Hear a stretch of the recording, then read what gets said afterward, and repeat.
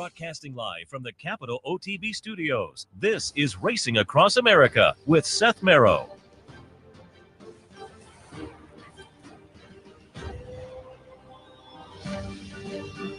Good morning. Welcome to Racing Across America on this Sunday morning. Seth Merrow in the studio. Thanks for joining us. Do a little recap of some of the action yesterday. There were some nice stakes at the various venues that we'll take a look at.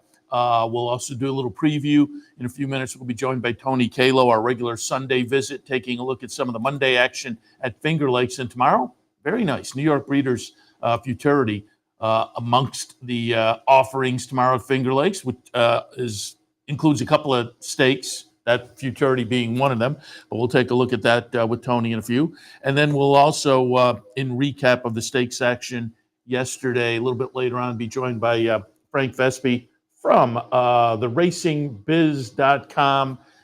He, of course, with the website, covers racing in the Mid-Atlantic, and we'll check out the recap of some of that Maryland Millions Day. It was a stakes-laden card yesterday down at Laurel, and there was some nice races there. There was certainly the opportunity for some value there during the day and beyond. So we'll hit on that as well a little bit later on. But we'll kick things off taking a look some of the stakes action, not only yesterday, but there was one last Sunday that's worth taking a look at as well, Sunday afternoon. So obviously, on last Sunday's show, we didn't get a chance to recap, and that will be the Spinster from last Sunday down at Keeneland. But before we do that, let's go to yesterday.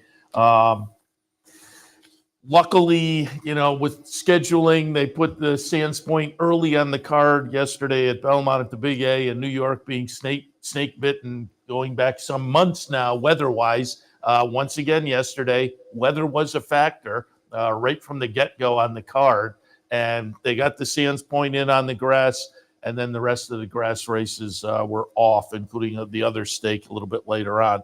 But Sands Point did hold together on the turf, Sands Point being a mile and an eighth for the 3-year-old fillies, again, on the grass. I lost my top pick when Soviet Excess scratched, but then I scratched into Eternal Hope, who was the Charles Appleby horse, who was coming off a victory in the Jockey Club Oaks Invitational. And I sometimes, when you get a scratch and you move up, you lose a little confidence. This is one where I thought, I'm perfectly happy with the scratch and the move.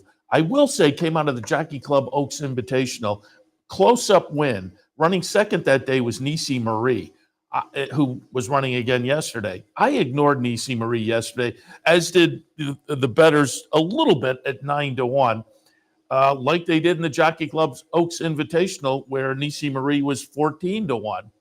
But they were a close-up 1-2 in the Jockey Club Oaks Invitational. As you'll see yesterday, it came out just the same. Nisi Marie at 9-1 yesterday gives Eternal Hope all she can ask for. It winds up to be a half a length, but it's a ding-dong battle. Nisi Marie's the number 5 horse. Again, 9-1. 3-2 favorite is Eternal Hope. Jamie Spencer on board for Charles Appleby. And they really ding-dong it back and forth down the stretch here. Running third is Highland Grace, fourth Alpha Bella. But you can see prevailing eventually by the half a length after a really nice stretch duel was Eternal Hope. And I've said it a few times over the past 2 or 3 weeks. Early part of the season, it felt like the Charles Appleby runners, who have been so successful, had been so successful for the last couple of seasons coming to North America. It seemed like early this year, the first few months of this year, as they moved around to, other venues outside of Europe, they weren't quite as successful in the early part of this year. Well, that changed a few weeks ago. Part of it was Eternal Hope, winning that Jockey Club's Oaks Invitational middle of September, but then also went up to Woodbine and won. And subsequently, the Appleby horses have done very, very nicely. And Eternal Hope getting yet another North American victory continues that trend. So the Appleby horses got back in good form, as I say, a month or so ago. That middle of September period kind of kicked it off, and Eternal Hope kept that going. I mentioned there was another stake a little bit later on. It was the Laurel Park. That one kind of fell apart a little bit when it was moved off the turf, and then became kind of logical. Became kind of logical after things played out. I always, for the one sheet, throw some dirt picks into turf races, and there were a couple of MTOs here. But early on, they were expecting these two turf stakes to stay on the turf. And so the main track onlys got scratched out. And then subsequent to the Sands Point being run on the turf, it continued to rain, and they took this fourth off the Laurel Park. I did not call for the replay because, as they say, it kind of fell apart. And it was just Master of the Obvious with Scottish Star getting it done. Once you lost those two main track onlys, I had not used Scottish Star in my mix because I thought the two main track onlys, and then I tossed another one in the field, the 8-horse Salvage, who wound up running third. But it was one of those that when it all played out, I looked and kind of kicked myself. And the clear dirt performer from the 4 horses that were remaining was going to be Scottish Star. Went off at 30 cents to the dollar and ran to that.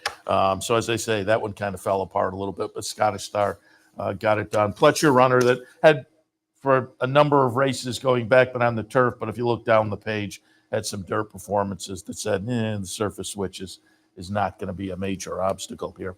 All right. Also, yesterday at Keeneland, it was the QE2 for the 3-year-olds, 3-year-old fillies going 1 1/8 miles on the grass. I used Elusive Princess, European Invader, came to the United States and won the Saratoga Oaks Invitational. The betting public was on board. Maj, who was coming out of a Group 1 win in Europe, the 1,000 Guineas at Newmarket, but that was early in May, and I just, off of that layoff. That said, the European runners they can run well fresh. They run well. You watch that 3-year-old season. They run well when they're very lightly raced and step out to 1.25 miles or 1.5 miles. So they train a little bit differently. They run a little bit differently. But off the layoff, I could not quite pull the trigger on Maj. But as I say, went off at about 6-5 as the favorite, and the betting public was right because it was a nice run on the front end, essentially all the way around for Maj. Maj would be the number 4 horse here in the Godolphin Silks, and again, hadn't been seen since the 7th of May, taken off on a nice salty field and gets it done. Lindy, the number 6, has a nice late run to get up for second. Another European invader who had won moving to North America last time at Kentucky Downs for Brendan Walsh, but that was a good late run to just miss by half a length, and half a length Lindy was in front of Mission of Joy, running third. My top pick, Elusive Princess, a little bit disappointing fourth as the second choice at 5-2.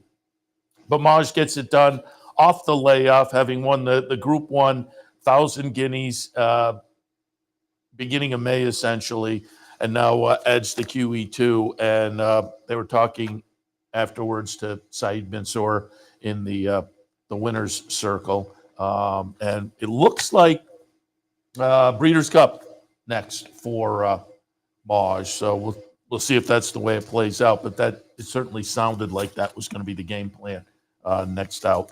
All right, and as I said a little bit earlier, wanted to show one more here, but going back to last Sunday afternoon.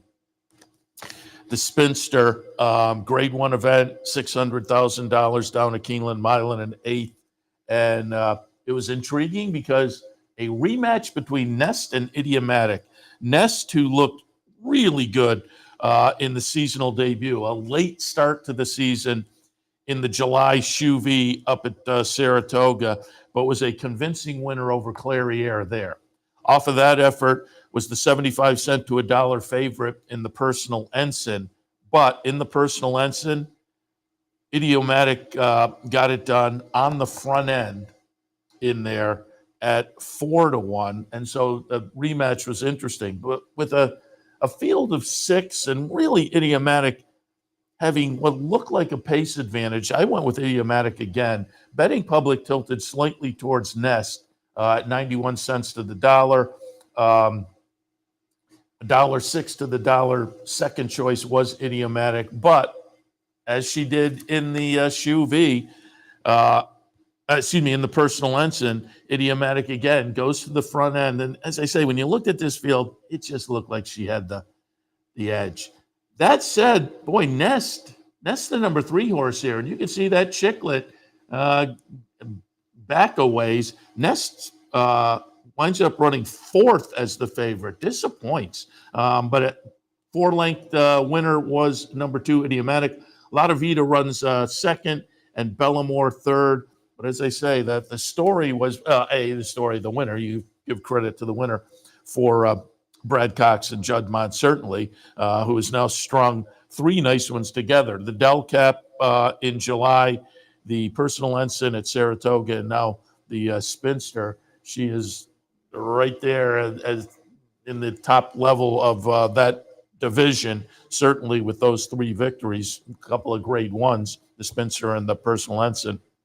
So, yeah, you tip your cap to her. But the storyline also, Nest running 4th in there. A little bit disappointing for Nest and company. Also, going back to last Sunday, there was a nice little 2-year-old turf race. And that leads into that division I like. In January, the calendar turns, the 3-year-olds are on the turf. But Can Group got it done for Mark Cassie in a big field of 12 at 27-1. Gets up by a nose, coming off a win just prior to that at Kentucky Downs. So they let that one get away a little bit at $56 Can Group. And again, might be one to watch as things move forward into that 3-year-old turf season next year. All right, we will take a break. When we come back, as promised earlier, we'll be joined by Tony Calo from the Finger Lakes. We'll take a look at some of their action coming up tomorrow, which includes 2 very, very nice stakes races. So we'll hit on that and more right after this. A little bit later on, we'll take a recap look at some of that Maryland Million action from yesterday. Stay tuned.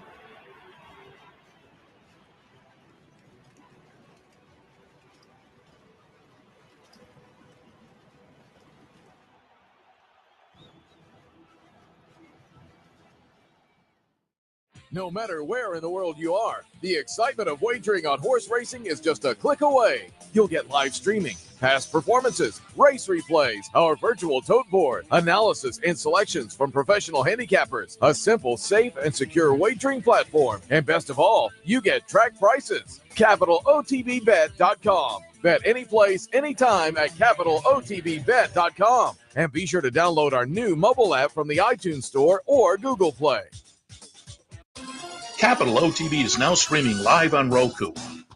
The RTN Racing channel on Roku lets you watch OTB TV live through your Roku device or your Amazon Fire Stick, rather than being limited to computers and mobile devices, which means you can now watch OTB live wherever you are. Simply open Roku, scroll to find the RTN channel, then click on OTB TV. OTB TV on Roku. Try it now.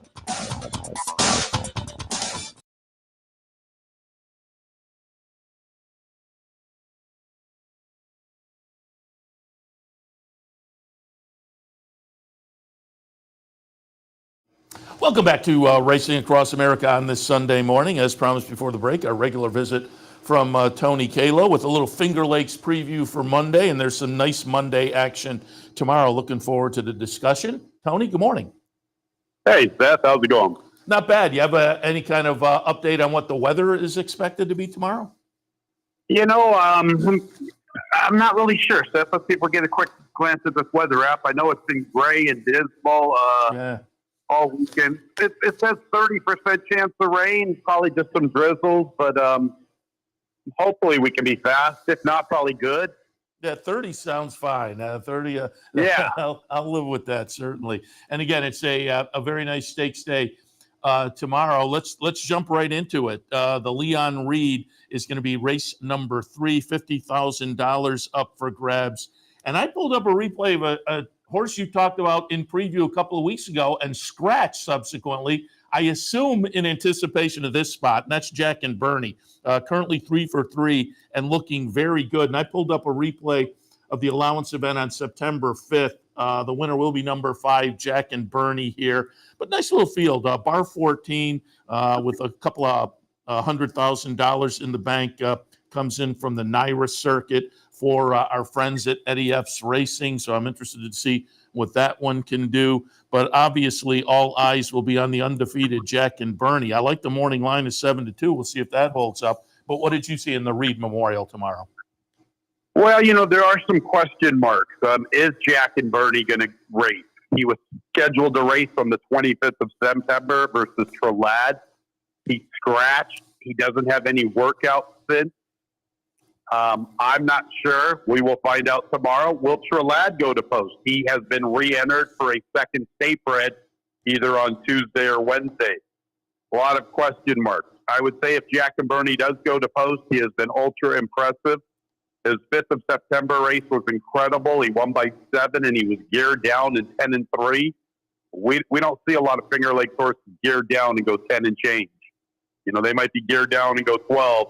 But to go 10-3 and not really even ask, it hints that this horse has a tremendous ability. His older sibling is Winston's Chance, who's been one of our better horses for years. Ironically, Winston doesn't have any early foot and does a lot of his best running around 2 turns. So somewhat surprising that Jack and Bernie has been as successful sprinting, especially considering his sire Destin was much better around 2 turns as well.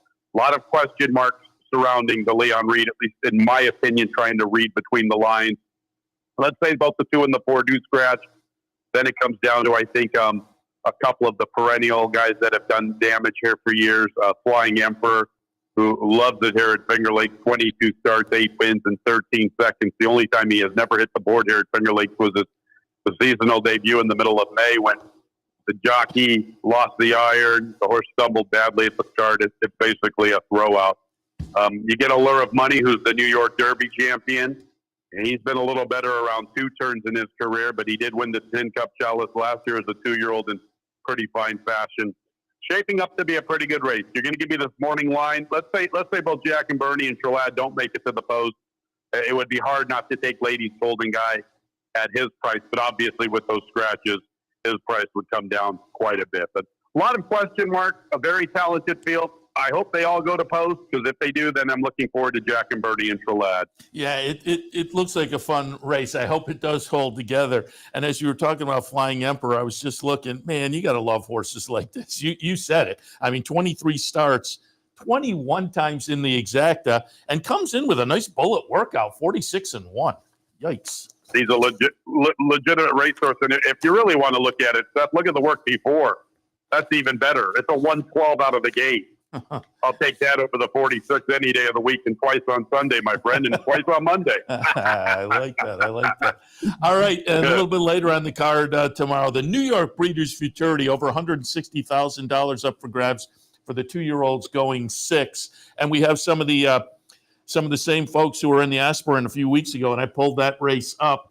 Can I Get Alone is going to be the winner in here, the number 3 horse. Running second, number 6, Trust Fund. Number 4, Tall Paul runs third. Both Trust Fund and Tall Paul will be back tomorrow. Tall Paul, of course, a Bob Baffert trainee. Bob Baffert making his second ever start at Finger Lakes with Tall Paul. Trust Fund is a Pletcher runner. They're scheduled to have the Ortiz brothers on board. Some other New York runners are in the mix. And the one I found very interesting, Jeremiah, who won the Aspirant with Can I Get Alone. Can I Get Alone not in, but Jeremiah shows up with a filly, Unicorn Cake, in here. What are your thoughts on the Breeders' Futurity? Yeah, my apologies that I didn't really do some, really good reportive journalism here, talking to Jeremiah to figure out why Can I Get Alone is not in. But boy, it's shaping up to be a great race. Like you said, you've got Tall Paul and Trust Fund coming back. Unicorn Cake, who was very thought of in the Lady Finger, didn't have the greatest of trips. She had all sorts of trouble at the beginning, and that basically compromised her chances, and it gave Zolo Shot a lonely lead. I think the 7 horse is probably the one to key on what you're talking about. I watched the maiden victory in May at Belmont. I just got done watching it about 20 minutes ago. I thought the horse was going to win by about 10 at the top of the lane. Probably was a little green trying to lug in on Antonio Venice. Watched his replay of the funny side, and he did a lot of good running late. The thing that's intriguing is that he really separated himself from Trust Fund. And if you look at that, I know you can't compare 2-year-olds from race to race, because what happened in late August isn't necessarily what's going to happen in the middle of October. But this horse easily ran by Trust Fund. And if you compare that, then you've got to take the 2-to-1 morning line on what you're talking about. Looks like he could get a nice pace scenario. Trust Fund had everything in his way, in my opinion, in the Aspire. He got to sit behind Antonio Venice and Tall Paul, was in the perfect spot and could not take advantage. With that said, though, he did run well. Tall Paul ran extremely well. He looked like he had every right to backpedal and run a distant third. As Can I Get a Loan and Trust Fund got much better trip. And he did what Baffert horses always do, and they find another gear at the 8th hole. It's going to be very interesting. Yo Banana Boy has a lot of speed. Perhaps him and Tall Paul go. Trust Fund kind of sits the trip from the rail. Perhaps he turns the tables on what you're talking about. I find it kind of intriguing that what you're talking about after the Saratoga funny side ventured back to Keeneland. Looked like he was training at Keeneland before that, obviously, like a lot of Wesley Ward trainees do. We'll see how this young horse does going back and forth between Kentucky and New York, if that's going to take any toll on him. But he has been given ample time, about 6 weeks since the funny side. And I just think he gets a nice pace scenario where he can really make his presence felt in the final quarter of a mile. As you noted, Wesley Ward trainee, Joel Rosario scheduled to be on board there. So a lot of familiar names in the Breeders' Futurity as far as the human side of things tomorrow. Let's get a couple more ideas tomorrow. The 5th race you mentioned before we went on the air, and I was taking a look at this race. I could make kind of a legitimate similar pros and cons for probably 4, maybe 5 in this field of 7.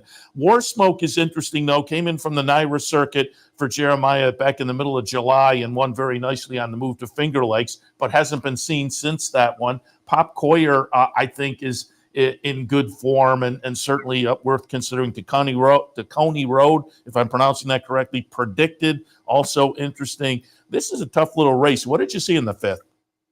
Yeah, it's so tough that I actually meant to talk about races 6 and 7, but I will talk about this one quickly. My bad, Seth. I'm looking at this and I'm like, darn, this is not the race I wanted to talk about. I thought Predicted looked very good winning on the 18th of September. Unfortunately, was disqualified because Heeman Harkey decided to do a little bit of herding, and that's nothing against Heeman. You get away with a little bit of herding on the Naira scene. Unfortunately, our stewards have not let Heeman do that. But I thought Predicted looked very good winning. It was very professional, as both shorts in the winter, Coney Road, Pop Coyer. There were not Pop Coyer that day, but Coney Road and the other horse I just talked about. My bad here, Seth. What am I talking about? Shorts in the winter, yeah. They had every right to go by as predicted, but he ran very well. Looking at it, the Coney Road I find a little intriguing. He's going to get off the rail. Maybe he can get a nice trip. War Smoke looked very good winning. No question about it. Very, very tough race. What I want to really talk about is the 6th race. I'm hoping that Dr. Jerry. Yeah. All right, cool. So thinking Dr. Jerry and Under the Knife hopefully are going to set a good pace. I think it all depends on how good Dr. Jerry gets out of the gate, and is he quick enough to go with Under the Knife? If so, how about the 6th, Uncle Charlie's Gift? I thought this horse looked very good winning. A Nick Zito trainee that came in with Matty Martin. This horse ran very well, making up 5 lengths in the final quarter of a mile. It was an eye-catching victory. I'll take the 5-1 on the morning line. That would be my top pick. We are very pace-dependent on Dr. Jerry, keeping Under the Knife pretty honest up front. Got to root for Dr. Jerry. It's our friend Roddy Valente, a homebred for Roddy and company. Yeah. But that's intriguing that Nick Zito invades up at the Finger Lakes and did it with a win with this horse back in the middle of September. And you said you wanted to hit on the 7th, too. We have a couple of minutes left here. 7th race, maiden specials going 5.5. And, man, you talk about a nice full field. Nice field of 10 in here. What did you see in the 7th? Yeah, Nick Zito's already had a couple of wins this season, so good for him. Obviously hoping that Uncle Charlie's Gift can really run very well in the 6th. If so, that could represent my 7th race selection pretty nicely. That would be the 4th Storm the Empire. I thought this horse ran well on the 7th of August, his first race as a 3-year-old. Set the pace all the way to the 8th pole. The horse that beat him, God Bless America, has done some pretty good things against maiden competition and against winners this season. Thought the race recently on the 18th of September, like I mentioned, thought the winner looked very good, scoring nicely with a final quarter of a mile. Stormed the Empire. Now third start off the cycle. This is good spacing for him. A month off. It's the best spacing he's had as a 3-year-old. Has a nice little maintenance move in between. Maybe we can bring this horse in. Be a nice little double if we could get both those two horses to run well out of that 18th of September affair. Yeah, 6, 7, and 8 are also the first 3 legs of the late pick 4. So folks may have some ideas there that will hopefully pay off. But again, we're going to be certainly tuned into Finger Lakes tomorrow. Nice stakes action with that New York Breeders' Futurity, the Reed Memorial. So Tony, as always, appreciate the conversation. To you and everybody out there, have a great day. We'll talk again. All right, Seth. Thanks for having me. Appreciate it. Tony Calo from the Finger Lakes. Again, nice little card Monday. They're Monday, Tuesday, Wednesday, and I always say when they toss in a stakes race because of their schedule, you get a nice weekday stakes race tomorrow. You get 2 of them. That's always fun on a weekday. All right. Well, we will take a break. When we come back, our friend Frank Vespe from the RacingBiz.com will join us. We'll do a little recap of some of that action yesterday at Laurel, Maryland Million Day. Jim McKay, Maryland Million Day. All of that right after this. Stay tuned. What if there was a way to become a better horse player, to have a better knowledge of the game, to be more successful? What if there were a way to take what you've learned, what you know, and make better decisions, better choices? In horse racing, knowledge is a powerful tool. Race results and replays, past performances and live streaming, wagering from all your digital devices. Capital OTB. Become a better horse player. No matter where in the world you are, the excitement of wagering on horse racing is just a click away. You'll get live streaming, past performances, race replays, our virtual tote board, analysis and selections from professional handicappers, a simple, safe, and secure wagering platform, and best of all, you get track prices. CapitalOTBBet.com. Bet any place, anytime at CapitalOTBBet.com. And be sure to download our new mobile app from the iTunes Store or Google Play. Capital OTB is now streaming live on Roku. The RTN Racing channel on Roku lets you watch OTB TV live through your Roku device or your Amazon Fire Stick, rather than being limited to computers and mobile devices, which means you can now watch OTB live wherever you are. Simply open Roku, scroll to find the RTN channel, then click on OTB TV. OTB TV on Roku. Try it now.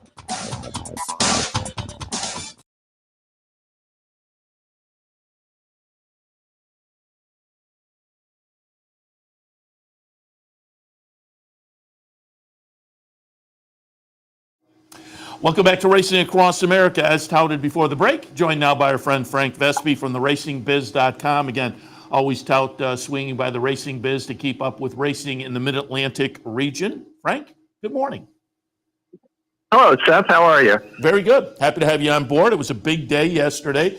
Just give us a little overview first. We were chatting about this a little bit yesterday with John Piasek in preview. He was expecting the weather to be fairly nice. Did that work out? Big crowd. And I'm assuming on Maryland Million Day, you also get a lot of the state's horse people on track for the event.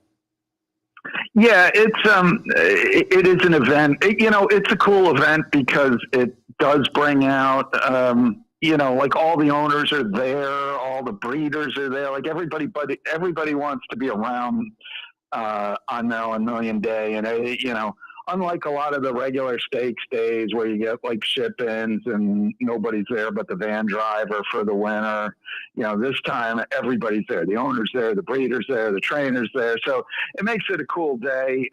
And, you get various sort of quote-unquote luminaries, politicians and whatnot who come out. So, it's always a nice day. And, of course, plenty of fans come out as well.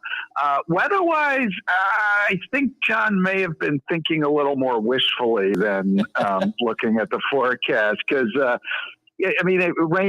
we've basically been dry for the last 2 weeks except for yesterday, and it rained intermittently all day. But, it was okay. It was, we were on the turf, which was important. And I don't think it affected the racing in any meaningful way. I think it probably knocked the crowd down a little bit. But, overall, we could live with a day like that. It wasn't like some of these, monsoon days that you get from time to time. It was a perfectly fine day to be at the races. Hey, up in our neighborhood, that's a beautiful day. As far as the past 3 months are concerned, you scored, given what we've been through with racing up in New York recently. Yeah, that's what I hear. So we'll take it. Also, it's actually the Jim McKay Maryland Million is the title on the graphics that went out and whatnot. Did they do some kind of tribute to him during the day? I'm assuming there must be some recognition of his part in the big day. Yeah, I mean, there's kind of stuff all the time. Jim and Billy Boniface and a few others sort of came up with the idea that we would that Maryland should do a day modeled on the Breeders' Cup, and they were the driving force behind making it happen. And of course, Jim McKay, being a nationally prominent sportscaster, was able to kind of swing a lot of things that were important to getting sponsorship and getting publicity for the event, and really was kind of a driving force. And one of the sort of side stories there is, and I wasn't around, in Maryland at the time or involved in racing, but people who were look back on this as kind of a favorite Maryland Million moment, because I think McKay only won one Maryland Million race as an owner, but it was with a horse named Sean's Ferrari, who was named after his son. So kind of a neat way these things all connect. So yeah, I mean, the Jim McKay name is still is prominent in the event and prominent in people's sort of, kind of the DNA of the event. And notable also because it kind of kicked off a lot of those state-bred days that we see around the country now. This was kind of the impetus for those, I think, down in Maryland doing it. And so it's been a good thing for the industry overall as well. All right, let's take a look, and we'll kind of work our way back from the Maryland Million Classic, $150,000 up for grabs, mile and an eighth. We're going to take a look at the stretch run. Not what you want to have happen in your highlight race of the day, but there was a DQ, a little bit of bumping. Market Maven is going to be the winner, and that means who gets put up. And I laughed and said earlier, we'll go over the Maryland Million Day races where there was a little bit of value on the day. And so getting moved up, Ain't the Beer Cold, $75 move up winner. Market Maven, who came under the line first, was moved to second. Double Crown, who was the favorite. We talked about that one yesterday, coming out of the nice win at Pimlico. I thought all threes for Ham Smith was interesting. That one disappointed me a little bit as the second choice, running fifth. But again, it was a ding-dong battle here, a neck decision that was reversed by the stewards, with Market Maven under the wire first, but being moved to second, and Ain't the Beer Cold at $75, getting the win in the Classic. Your thoughts? Well, Annie wasn't even the biggest price on the day, but a couple things, I think, Seth. First, I was sort of amazed. I walked out of the winner's circle after that race, and some guy, just a racing fan, came up to me and was basically foaming at the mouth, saying it was a terrible call. They should never have taken the horse down, blah, blah, blah. And I've seen people on social media saying more or less the same thing. And, for me, when I watch races, most of the time, if there's a foul, I'm kind of like, well, I could see this, I could see that. In this case, this was a textbook foul. This was a textbook case where you DQ the horse, because Market Maven came over about three paths, clearly on purpose. If you watch the head on, you can clearly see Carlos Lopez is steering him over to try to intimidate Ain't the Beer Cold, but then he makes contact with him. He bumps him. And, the race was decided by a neck. You clearly have to take that horse down. You can't foul a horse in the running of the stretch and then only beat him by really less than a neck. So I thought that was a no-brainer. I'm happy to see Ain't the Beer Cold put up, because the people connected to him are kind of salt of the earth, kind of Maryland racing people, which, not a knock against Jamie Ness and his connection to the Market Maven rather. But Ain't to Be Cold, trained by Kenny Cox. Kenny's been doing this since the mid '80s.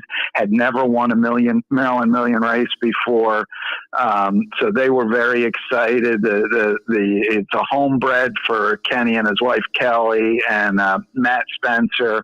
And talking to Matt afterwards, and he said, this is the race I've dreamed of. I don't even dream of the Preakness because, basically because it's too much.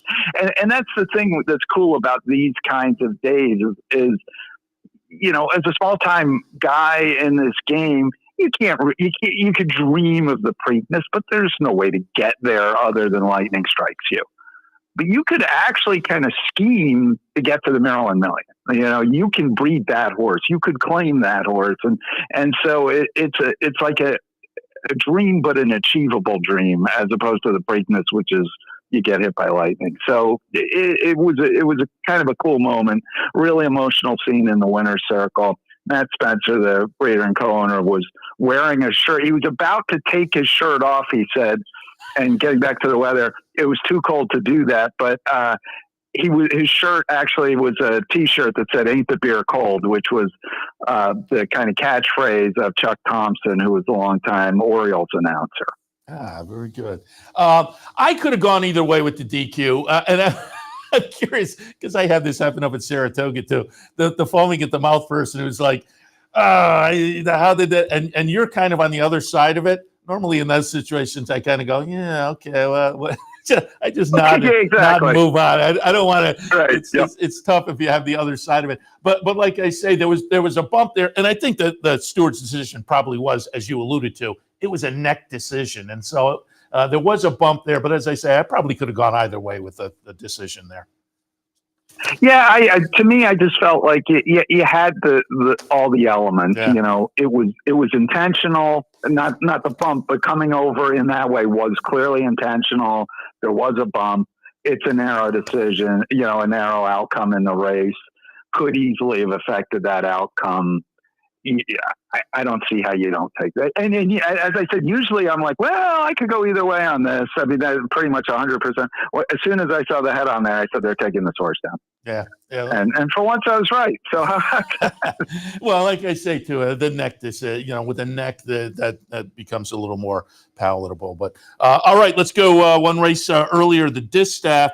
And I'll give you a chance to explain as well for folks who weren't tuned in yesterday. I had John Piasek explain a little bit, but there's a little bit of a different situation with horses coming in from the AE list. I bring this up because the winner of this Distaff does come in from the AE list. But just explain the also eligibles on Maryland Million Day. Yep. So the Maryland Million Day is for Maryland sired horses. So it's horses that are the offspring of stallions standing in Maryland at the time of conception. And so the rule is that if there are 8 Maryland sired horses in a race, that's it. I mean, there could be more than 8, but if there are 8, no Maryland breds can get in. Maryland breds can only draw in if the number of Maryland sired horses drops below 8. And what was interesting about this race is there were 10 Maryland sired horses originally entered, and then I think there were 3 Maryland breds on the AE. And so it seemed like they weren't going to get in. It seemed like none of them was going to get in. And early in the day, there were 2 scratches. So that got you down to 8 Maryland sires left.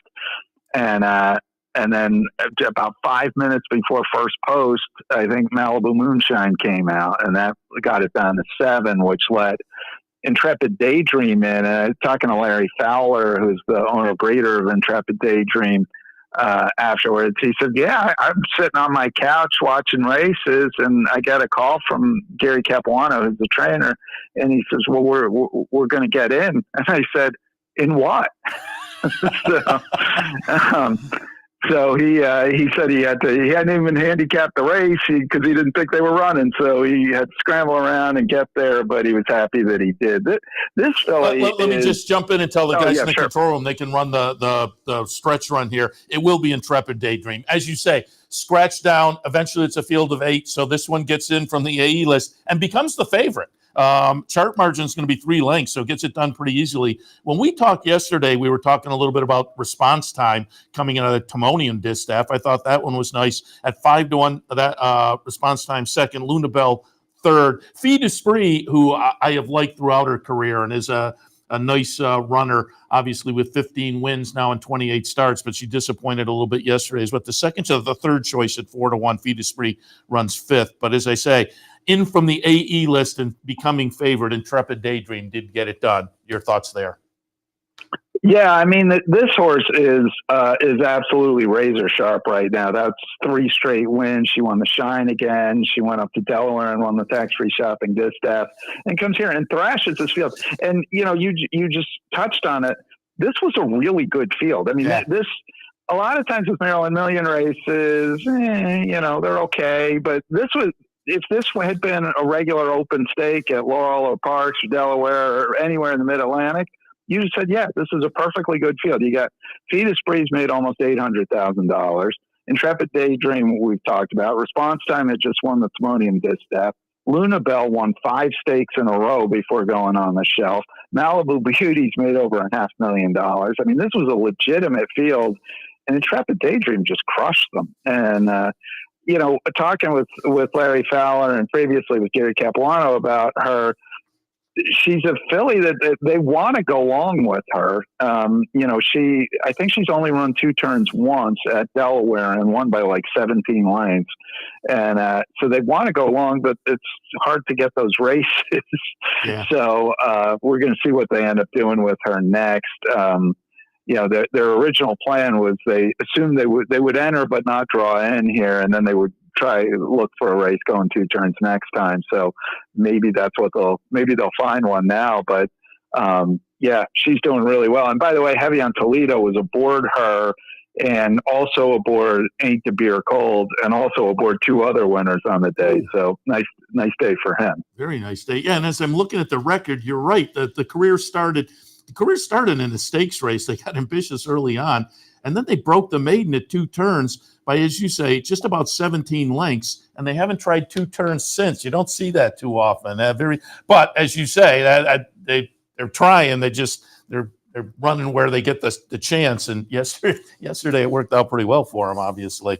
All right, let's move on and take a look at the 2-year-olds. That's always a fun addition to the day as well, both the boys and the girls. But on the boys' side, the Maryland nursery for the 2-year-olds going 6. And talking with John yesterday, man, I kind of nailed this one. I said Catahoula Moon was very interesting with the experience. I thought had a little bit of an experience edge that was pretty good. But I thought Kohlers looked awfully interesting in here. Prado Road for Brittany Russell on the outside was also intriguing to me. And those 3 wind up right in the mix. Catahoula Moon at $10 and change. The number 4 horse gets it done. Number 12, Prado Road, runs second, and Kohlers runs third in here. And really, as we can see coming down the stretch, a cavalry charge and a nice ding-dong kind of cavalry charge at the 8th ball, but then Catahoula Moon kind of straightens out and opens up the chart margin just under 5 lengths for the winner. So pretty convincing victory. And I thought a generous $10 and change. Yeah, no, you were right on top of it, as you said. And I thought this was a very, very impressive effort from this horse, because if you go back and you watch the race, he's got to wait at about a quarter. He's just stalled in behind a wall of horses. The horse, behaved, I thought, in a very professional manner. Good ride from Xavier Perez to be patient. And then when the hole opened up, he just ran right past him. I thought this was a very, very good effort. Very curious to see this horse going forward. Yeah, I had talked with Jerry Robb, the trainer, before the race, and he said, he's a big horse and he's just taking a little while to figure it out, but he's gradually, kind of figuring it out. And, he'd run a couple okay races, and then he broke his maiden. Then he ran pretty well the next time out behind Boy Magic. And so, has been moving in the right direction. This felt to me like a big step forward for him. And, Jerry Robb, that barn just does tremendous work with they do tremendous work, period, but they've done really well over the years with young horses, and this looks like another good one in the barn. And I will also tip the cap again to Prado Road, because it was only the second start of the career. So, you come out of a maiden debut maiden special weight effort where you're close up second, you're still a maiden, you step into a stakes race like this, and you run a nice second. That's probably one to watch as well. Particularly hung out on the outside also. So Prado Road worth, I would think, keeping an eye on going forward. Yeah, I mean, obviously, everything that comes out of the Brittany Russell barn is worth keeping an eye on going forward. Yes. So, and this is certainly one of those. So, I mean, these races are always interesting, and sometimes they produce nothing at all. Sometimes the horses come out of here and then are basically, never do anything of note ever again. I think a couple of these. I mean, I think Catahoula Moon could do things of note. I think Prado Road maybe could too, because, like Kohlers had run a couple of good races against pretty good competition, and Prado Road, bested that one. So, a couple to keep an eye on. Yeah, 2-year-olds always fun to watch and see how they develop at the end of the season, anticipate what happens when the calendar turns in January. All right, we've had a long price, and now we'll take a look at a short price, unsurprisingly, in the Maryland Millions Turf Sprint. And we're going to watch the number 5 Witty get it done under, as you said, the aforementioned Javier Toledo. Tidewater of the number 2 second, and number 14, When I Get to Heaven, runs third. But at $3.40, it's number 5 Witty, owned, trained, and bred by Elizabeth Merriman. And she's been pretty good with the turf sprinters the last few years, because if folks aren't aware, she, of course, was the first trainer of Caraval, who runs, I believe, later today at Keeneland as well. So some nice turf sprinters in the Elizabeth Merriman barn over the last few years, including Witty, who won yesterday in the turf sprint. Well, and in fact, Witty is a half to Caraval. They're both out of the Congrats Mare ZZ Zoom Zoom. Caravel's by Mizzenmast. Witty is by Great Notion, and Great Notion being a Maryland sire, that's how he's able to run here. And this is a really nice horse. Yeah. He won a open stake at Laurel on the dirt as I think just turned 3-year-old by like 7 lengths. Now he's won 2 or 3 stakes in a row sprinting on the turf. I mean, he's just a really good horse, and he's not Caravel, but he's a really good local horse. That she's thinking she's probably going to try to get one more start into him before the end of the year, and that she basically said, well, we're still eligible for the 3 other than here, so maybe we'll do that, or maybe we'll go up to New York and see what's up there. So you might be seeing Witty at a racetrack near you sooner than later. A really good ride, I thought, here by Toledo, who kind of was very patient and then got through on the rail. And then once he got through, he was he came running and was clearly best. I thought a nice close on the outside from When I Get to Heaven too for Mike Trombetta. With Caramanos up, so that was nice. But this was a really good effort, and I think a lot of us thought that this would again look like the Ben's Cat, where Witty and Sky's Not Falling were going to be sort of bobbing heads on the wire, but Sky's Not Falling had a little bit of a troubled trip, and maybe Witty's just a better horse at this point. Certainly seems to have moved in that direction.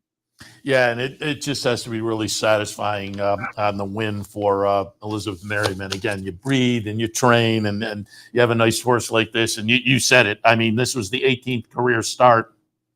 Exacta finish number 13, approaching $500,000. Really nice horse. And, that'd be fun to see this one come up to New York. I mean, it certainly seems talented enough to go wherever they want with that one.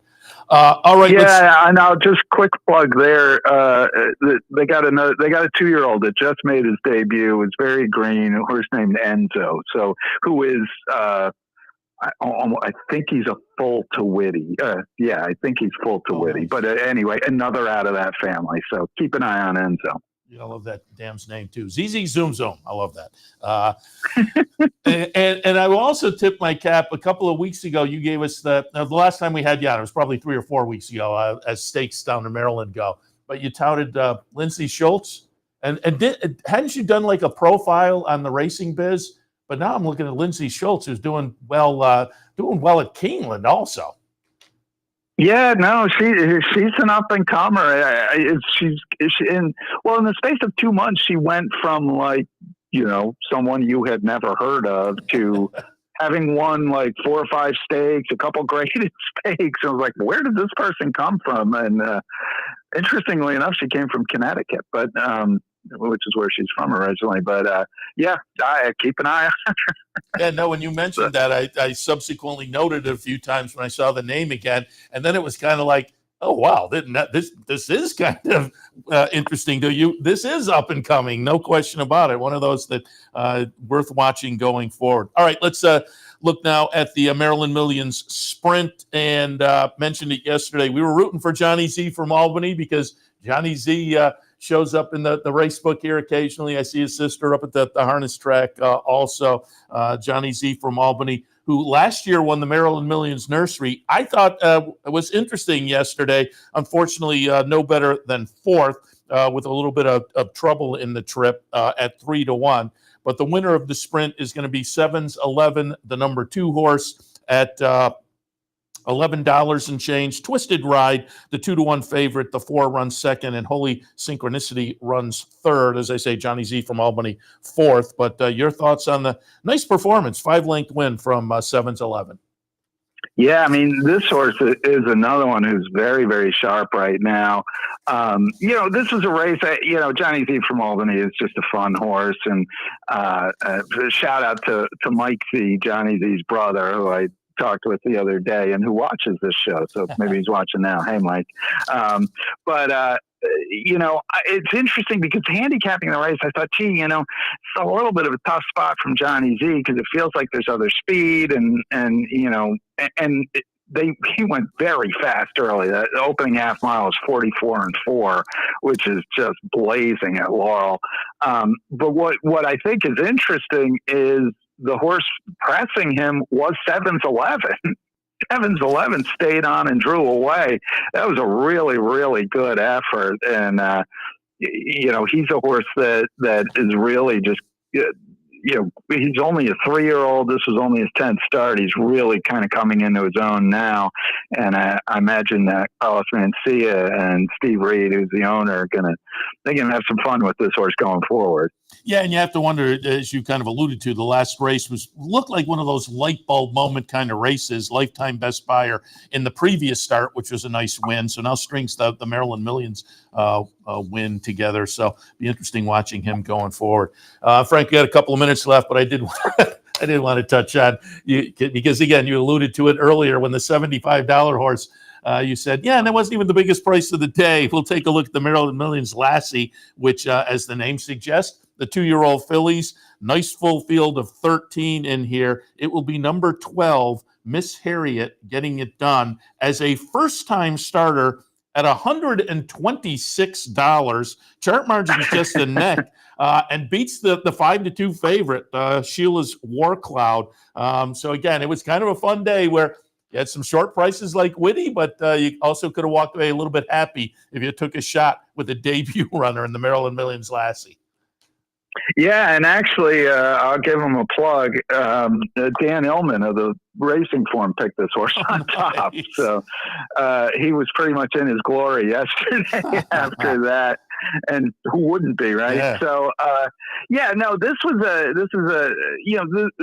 a cool moment. Brandon McFarlane is the trainer, and he always has a few horses, and he's a guy with a few horses. It's a struggle in this game if you only have a few horses. And he was the second, maybe the third trainer of the day to win a race who has fewer than 10 horses in the barn. Nice. And so you love to see those guys get a chance to grab the brass ring from time to time. And this was a really nice effort, because this horse, was on the lead and then it got, got a pretty serious bid from Sheila's War Cloud, who was the 5-2 favorite, and turned that one away. And so a really nice effort. Brandon and his owner, David Baxter, who's the owner breeder, were they were excited and I think a little surprised. You kind of never, and that's what Brandon said afterwards is, we thought she was pretty nice, but she's never really been, we've been raising her and whatever. She's never been pressed. She's never had to reach for anything. And so to have her be tested like this, and certainly Sheila's War Cloud gave her a test and respond that way, had to be, really gratifying for them. Yeah, that was crazy. Again, there was some nice prices on the day, some short. So it worked out for everybody. It seems like it was a fun day. And just quickly, I'll mention Wicked Prankster won the Maryland Millions turf in a nice performance there. And I look at that, and I wish somebody would. There are people out there who have databases, and if somebody's watching the show, check the database for me. I'm always amazed the horses that come out of pulled up, vanned off, walked off, whatever, a performance that is just dashes on the page and come back and run well. It seems like it happens more often than it should. It's like an angle that some friends of mine like to use, okay, eased or pulled up, like, okay, good, bet him next out. Yeah. And now the Wicked Prankster's a cool horse, he's sort of had been in declining form, but last year he won this race. He went straight to the lead. They couldn't catch him. You figured he was going to try the same thing again. He did. They let him go. He didn't come back for the second year in a row. And, last year I remember I went to talk to Sammy Davis, who's the owner and trainer, afterwards. And they have a little thing at Laurel where if you win a stakes race, they take you into one of the bars and they give you champagne. And so I walk up and Sammy's there with, a whole bunch of people around him, and he's two-fisting the champagne. And I thought, this is a guy who's happy in this moment. And so good for them to get another Maryland Million, and it's just like we were talking about with Brandon McFarland, like, this is a year-making moment for these guys, and so you root for them. You like to see guys get a chance like that, and so another really good effort from Wicked Prankster. He saved his best for the Maryland Million, and if you're gonna have one big race, this is a good spot to have it. Yeah, purse of $125K, so good for them, and you love that. You get that celebration afterwards, the champagne celebrate. Make the most of it. Why not? And I will say they laid in an extra supply. I will say the pulled up Van Doff angle. I am not suggesting anything nefarious either. I'm just it happens, as I say.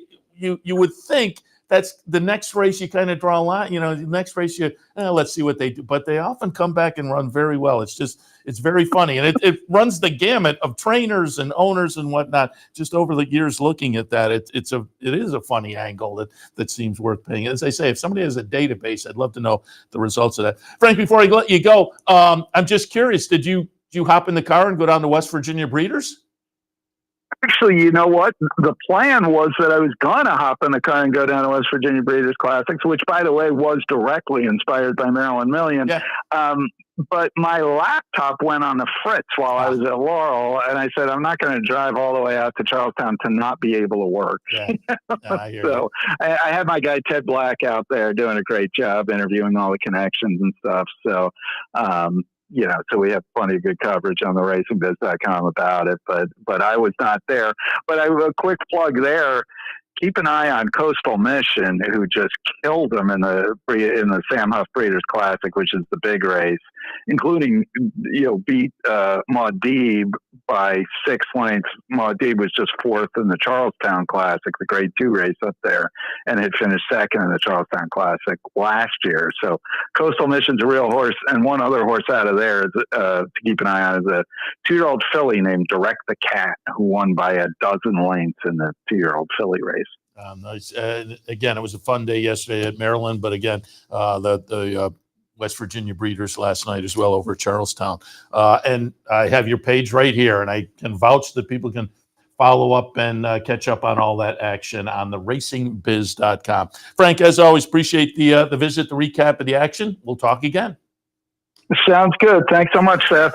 Appreciate it. Frank Vespe, the racingbiz.com. Again, great spot to catch up on all the racing news and action from the Mid-Atlantic region. All right, I'm going to wrap it up for this edition of Racing Across America. I do want to remind you, I don't really need my sheet because I know what we've got today. Football Sunday here at the Clubhouse Racebook. If you'd like to stop down and enjoy all the football action and all the racing action, you can do that every Sunday right here at the Clubhouse Racebook. Grab a little lunch at Fridella's. You can put your name on the squares and at end of the quarters, end of the half the game. You can win prizes. So always a lot of fun here. Football Sundays every Sunday throughout the season. Clubhouse Racebook, 711 Central Avenue in Albany. And also about an hour, right about noontime, we will fire up the entry form on capitalotb.com for next week's Keeneland Syndicate. I believe it's a late pick 5 play at Keeneland next Saturday. And if you're not familiar with our syndicate promotions, a lot of fun. You get in for $25. 20 folks will be on the team. That's $500 put into the pool. Capital OTB puts in another $250, and then there's a $750 pick 5 play. So for a modest amount of money, $25, you get in on a whale-sized pick ticket. The game plan, obviously, to make a nice hit on the afternoon and walk away with a good chunk of money. They're a lot of fun. The Syndicate Special, which again will be played next Saturday, but the entries for the team will open up again just about an hour. We'll open up the entry form at about noontime. Go to capitalotb.com, click on that promotions link at the top of the page, and then that graphic you see right there will be on that page. Click on that, and the entry form will be available just about an hour. About an hour and a half or so, I will be back with OTB Live for a Sunday afternoon. Should be fun. I'll be taking a look at a little Belmont at Aqueduct, a little Keeneland, and as usual on a Sunday, probably pull a little Saratoga harness in the mix as well. So should be a fun afternoon. Looking forward to it. Hopefully you are too, and hopefully you've had some fun this morning. As always, totally appreciate your tuning in and enjoying the morning programming.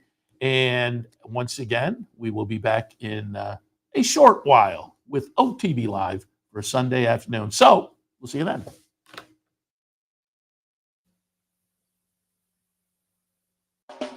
You're watching OTB TV, a service of Capital Off Track Betting.